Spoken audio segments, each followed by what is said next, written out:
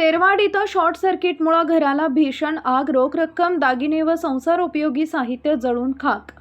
तेरवाड तालुका शिरोळ येथील गंगापूर उपनगरात बुधवारी दुपारी शॉर्ट सर्किटमुळे आयुब युसुफ बेपारी यांच्या घराला भीषण आग लागून मुलीच्या प्रसूतीसाठी ठेवलेली 90,000 रुपयांची रोख रक्कम, सोन्या चांदीचे दागिने आणि संसारोपयोगी साहित्य जळून खाक झाले।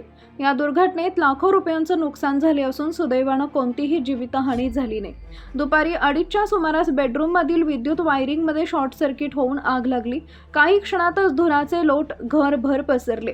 आरडाओरडा ऐकून सामाजिक कार्यकर्ते इरफान बेपारी, स्वप्नील शिंदे, फारुख बेपारी, आदर्श उगळे, पंकज महावळे, विकास आवळे, सूरज उगळे यांच्यासह ग्रामस्थांनी पाणी टाकून आग विझवण्याचा प्रयत्न केला।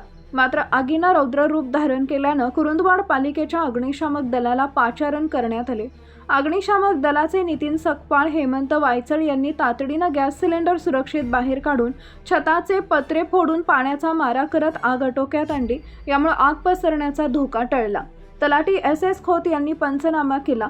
ग्रामपंचायत अधिकारी संजय पुकाळे, पोलीस निरीक्षक संतोष माने, माजी सरपंच संजय अणुसे, पंचायत समिती सभापती मिलिंद कुरणे यांनी घटनास्थळी भेट देऊन कुटुंबियांचा सांत्वन केले।